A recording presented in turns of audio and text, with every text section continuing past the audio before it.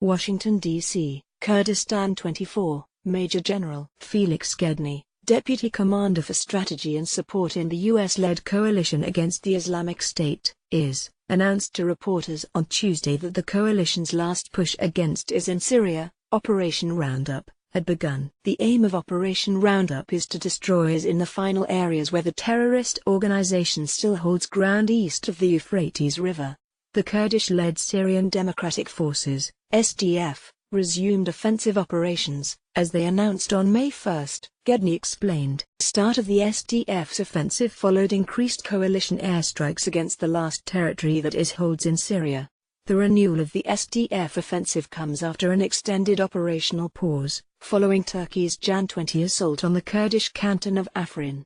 The fighters who left to defend Afrin have now, evidently, returned to the anti-IS fight. Gedney characterized the combination of the SDF's offensive operations, along with coalition fire support in the form of air, artillery, and mortar strikes against IS targets, as having a devastating effect.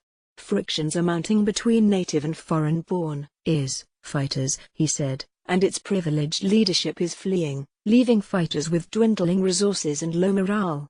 Gedney noted that there was now a larger proportion of foreign fighters in IS than before. He suggested that was probably due to the fact that it is more difficult for foreign fighters to flee than it is for a Syrian or Iraqi. Indeed, Dr. Najm al-Din Karim, governor of Kirkuk province until the Iraqi-Iranian assault on Kirkuk and the disputed territories last October, recently explained that in his province, IS fighters were all local people, from the same place. They just shaved, Karim said, and changed their clothes, and they are doing their dirty work, even now. A recent BBC monitoring analysis stated that IS had significantly stepped up attacks in Iraq recently, in Kirkuk province particularly, and in neighboring Salah al-Din province, as well as Diyala. However, when Kurdistan 24 asked Gedney if that was also his assessment, he seemed to dismiss its significance.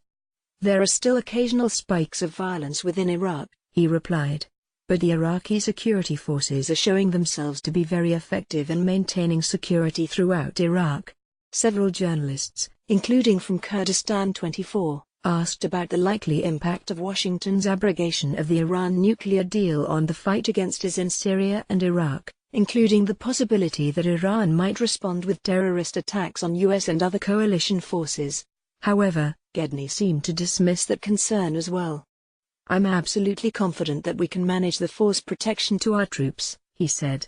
Others, however, disagree, including former U.S. Ambassador to Iraq, Ryan Crocker, who warned last month about the possibility that Iran and Syria might join together to carry out terrorist attacks against the U.S., as they did in Lebanon in the 1980s.